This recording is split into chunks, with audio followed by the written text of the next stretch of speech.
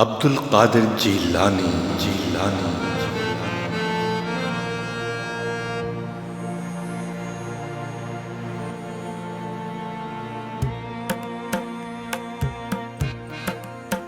حضرت شیخ سید عبد القادر جیلانی رحمۃ اللہ علیہ، آپ ایک عالم، مبلغ اور صوفی رہنما تھے۔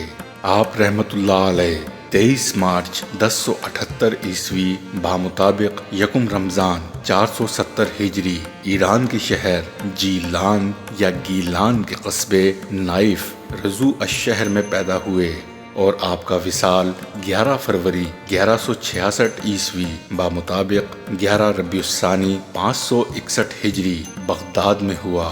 موصل کے ایک بزرگ حضرت شیخ عبداللہ بن محمد خضر حسینی آپ کے مجلس وعظ کی کیفیت کا منظر بیان کرتے ہوئے فرماتے ہیں کہ میرے والد محترم کہا کرتے تھے کہ حضور رحمت اللہ علیہ اپنی مجلس وعظ میں بے شمار علوم پر اظہار فرمایا کرتے تھے۔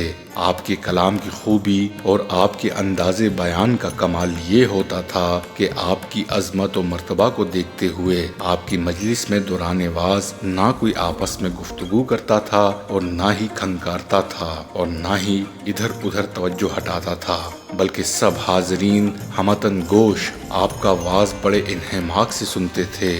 آپ کی مجلس وعظ سے دور و نزدیک بیٹھے ہوئے لوگ یکساں طور پر محظوظ ہوتے۔ آپ کی نگاہ اہل مجلس کے دلوں پر ہوتی۔ جب آپ ممبر مبارک پر کھڑے ہوتے تو حاضرین مجلس میں سے کوئی بیٹھا نہ رہتا، سب لوگ کھڑے ہو جاتے۔ جب آپ حاضرین سے فرماتے کہ خاموش تو ہر طرف خاموشی چھا جاتی اور سکوت کا یہ عالم ہوتا کہ صرف لوگوں کے سانس کی آواز سنائی دیتی۔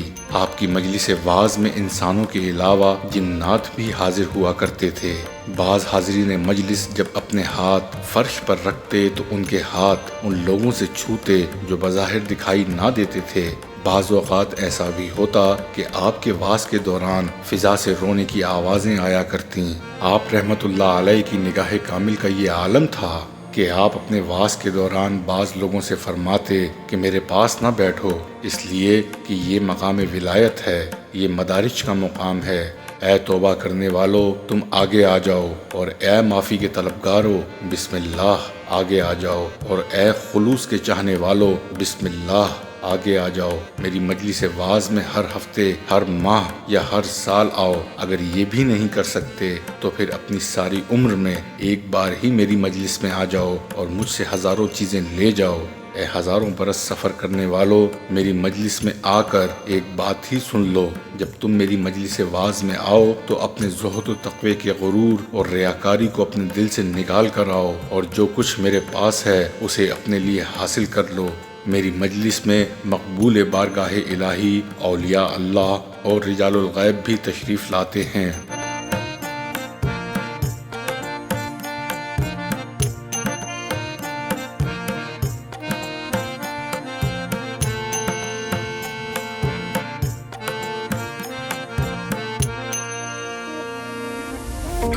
ایک دفعہ کا ذکر ہے کہ حضرت عبد القادر رحمۃ اللہ علیہ وعظ فرما رہے تھے۔ اس مجلس وعظ میں وقت کے جید علماء کرام اور فقہا حضرات بھی شریک تھے۔ آپ قضاء و قدر کے مسئلے پر خطاب فرما رہے تھے۔ تمام حاضرین بڑی توجہ اور یکسوئی کے ساتھ آپ کا وعظ سن رہے تھے کہ اچانک چھت سے ایک بہت بڑا سانپ اہل مجلس پر گرا، جسے دیکھ کر حاضرین ڈر گئے اور تھوڑی سی بھگدڑ مچ گئی۔ اس سانپ نے رینگتے ہوئے سیدھا آپ کی طرف بڑھنا شروع کر دیا، لیکن آپ ممبر مبارک پر تشریف فرما رہے اور اپنی جگہ کو نہ چھوڑا، حتیٰ کہ سانپ آپ کے لباس میں گھس کر آپ کے جسم پر چڑھ گیا اور آپ کے جسم مبارک کے گرد حلقہ مارنے کے بعد گریبان سے نکل کر آپ کی گردن میں حمائل ہو گیا۔ آپ رحمت اللہ علیہ نے سانپ کی طرف قطعاً کوئی توجہ نہ دی اور نہ ہی اس کی کسی حرکت سے آپ میں کوئی تبدیلی کے آثار پیدا ہوئے۔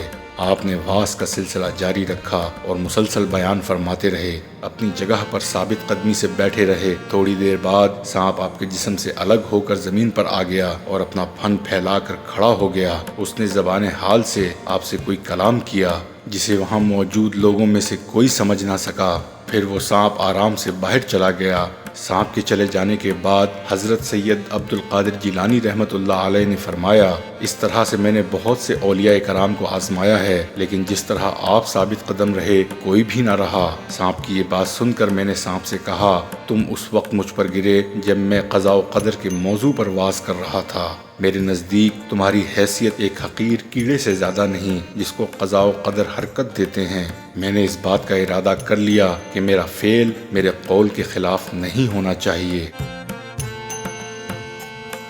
آپ رحمت اللہ علیہ کو اللہ تعالیٰ نے بے پناہ طاقت لسانی سے نوازا تھا۔ آپ اپنے اعجاز نطق سے سامعین کے دلوں پر اثر کر جاتے اور عالم افکار کو تہ و بالا کر ڈالتے۔ واز و خطابت کے میدان کے منفرد شہسوار تھے۔ سامعین کی توجہ آپ سے پرے نہ ہوتی تھی۔ ایک مرتبہ آپ ممبر مبارک پر تشریف فرما ہوئے اور حاضرین سے فرمایا، میں مرد خدا ہوں کہ میری شمشیر برہنہ ہے، میری کمان ٹھیک نشانے پر ہے، میرا تیر درست نشانے پر لگتا ہے، میرا نیزہ درست جگہ پر جا کر لگتا ہے، میرا گھوڑا چست و تیز رفتار ہے، میں اللہ تعالیٰ کی آگ ہوں، میں لوگوں کے احوال سلب کر سکتا ہوں، میں ایسا ٹھاٹے مارتا ہوا سمندر ہوں کہ جس کا کوئی کنارہ نہیں، میں اپنے آپ سے ماورا اپنی خصوصی نگاہ میں رکھا ہوا ہوں۔ اے روزہ دارو، اے شب بیداری کرنے والو، اے پہاڑ والو، تمہارے عبادت خانے زمین بوس ہو جائیں گے، میرا حکم جو اللہ تعالیٰ کی جانب سے اسے قبول کر لو۔ اے وقت کی بیٹیو، اے ابدال و اطفال زمانہ، آؤ اور اس بحر بے کنار کو دیکھو جس کا کوئی ساحل نہیں۔ مجھے قسم ہے اللہ کی عزت کی کہ نیک بخت اور بدبخت میرے سامنے پیش کیے جاتے ہیں۔ لوح محفوظ میری نظروں کے سامنے ہوتی ہے، میں بحر علوم الہی کا غوطہ خور ہوں، میرا مشاہدہ ہی محبت باری تعالیٰ ہے، میں لوگوں کے لیے اللہ تعالیٰ کی نشانی ہوں، میں رسول اللہ صلی اللہ علیہ وآلہ وسلم کا نائب ہوں، میں اس زمین پر رسول اللہ صلی اللہ علیہ وآلہ وسلم کا وارث ہوں۔ انسانوں اور جنات میں مشائخ ہوتے ہیں، ملائکہ میں بھی مشائخ ہوتے ہیں، لیکن میں ان تمام کا شیخ الکل ہوں۔ میری مرض الموت اور میری اولاد اور تمہاری مرض الموت میں ارض و سما کا فاصلہ ہے۔ مجھے دوسروں کی مانند نہ سمجھو اور نہ دوسرے مجھے اپنی مانند سمجھیں۔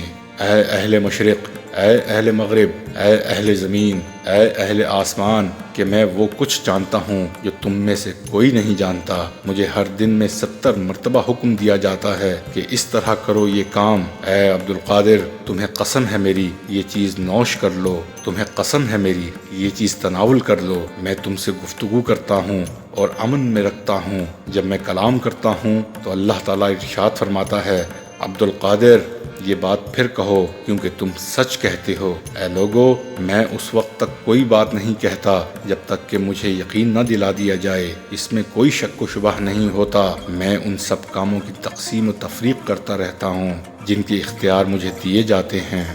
جب مجھے حکم دیا جاتا ہے تو پھر وہی کام میں کرتا ہوں اور مجھے حکم دینے والا اللہ تعالیٰ ہے۔ اگر تم مجھے جھٹلاؤ گے تو یہ بات تمہارے حق میں مہلک زہر کی مانند ہوگی۔ تمہاری یہ حرکت ایک لمحے میں تمہیں برباد کر دے گی۔ میں تمہاری دنیا اور آخرت کو ایک لمحے میں ختم کرنے کی طاقت رکھتا ہوں۔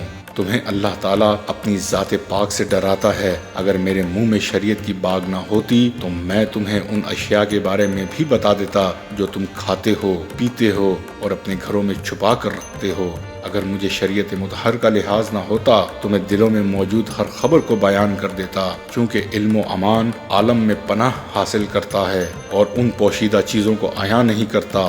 میں ہر اس بات کو جانتا ہوں جو تمہارے ظاہر میں ہے، اس بات کے بارے میں بھی جانتا ہوں جو تمہارے باطن میں چھپی ہوئی ہے۔ میری نظر میں تم شیشے کی مانند شفاف ہو۔ تمام مقبول بارگاہ الہی جب مقام قدر میں پہنچتے ہیں تو ان کی نگرانی کی جاتی ہے، لیکن مجھے کھلی اجازت ہے، بلکہ میرے لیے عالم قدر میں ایک دریچہ کھول دیا گیا ہے اور اس دریچے سے مجھے اندر پہنچایا جاتا ہے۔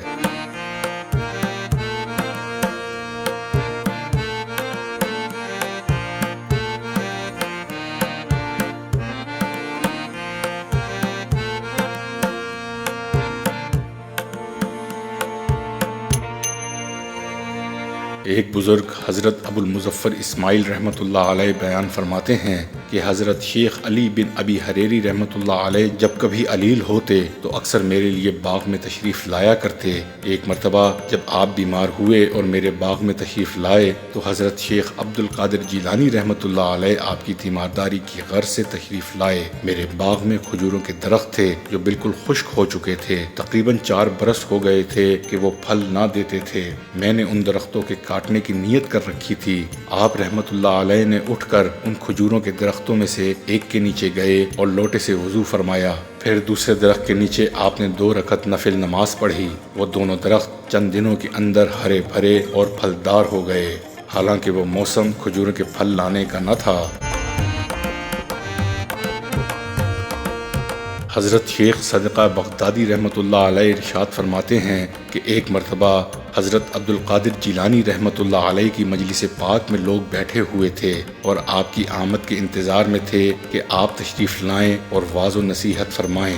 تھوڑی دیر کے بعد حضرت سید عبد القادر جیلانی رحمۃ اللہ علیہ تشریف لائے اور ممبر پر تشریف فرما ہوئے۔ آپ کی آمد سے اہل مجلس پر ایک سکوت سا طاری ہو گیا۔ ابھی نہ تو آپ نے گفتگو کا آغاز فرمایا اور نہ ہی کسی قاری کو قرآن پاک کی تلاوت کرنے کے لیے کہا۔ اسی خاموشی کے عالم میں ہی مجلس پر رقت طاری ہو گئی۔ میرے دل میں خیال پیدا ہوا کہ ابھی تو آپ نے کوئی بات بھی نہیں کی اور نہ ہی قاری نے قرآن مجید کی تلاوت کی ہے، پھر اہل مجلس پر رقت و وجد کی کیفیت کیسے طاری ہو گئی؟ آپ رحمت اللہ علیہ نے میری طرف دیکھا اور فرمایا، اے اللہ کے بندے، میرا ایک مرید بیت المقدس سے 1 قدم چل کر بغداد میں آیا ہے اور اس نے میرے ہاتھ پر توبہ کی ہے اور آج حاضرین مجلس اس کی ضیافت میں ہیں۔ یہ بات سن کر میں نے دل ہی دل میں خیال کیا کہ جو مرید 1 قدم میں بیت المقدس سے بغداد شریف پہنچ سکتا ہے اسے توبہ کی حاجت ہے۔ آپ نے پھر میری طرف دیکھا اور میرے قلبی خیال سے واقف ہو کر فرمایا، توبہ وہ اس بات سے کرتا ہے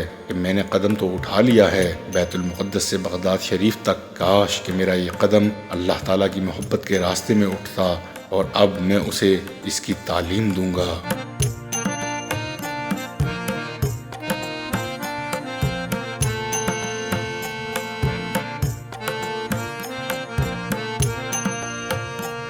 ایک روایت میں آتا ہے کہ ہمدان سے ایک شخص آپ کی خدمت میں حاضر ہوا اور عرض کیا کہ میرے والد کا انتقال ہو گیا ہے اور میں نے اپنے والد کو خواب میں دیکھا ہے کہ اسے قبر میں عذاب دیا جا رہا ہے۔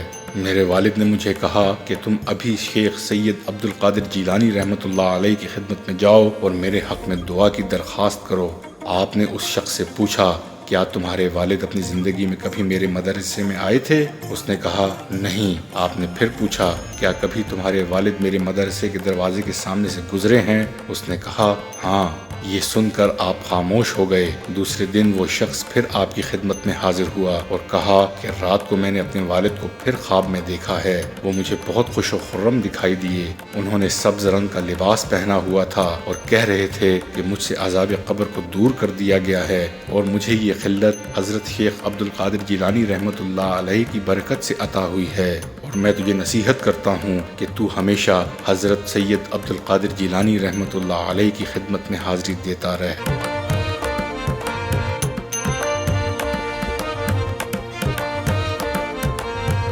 یہی تھی آج کی ہماری ویڈیو۔ اگر ویڈیو پسند آئے تو برائے مہربانی میری اور میری ٹیم کی حوصلہ افزائی کیجیے گا، ویڈیو کو لائک، شیئر اور سبسکرائب کیجیے گا۔ ملتے ہیں اگلی ویڈیو میں۔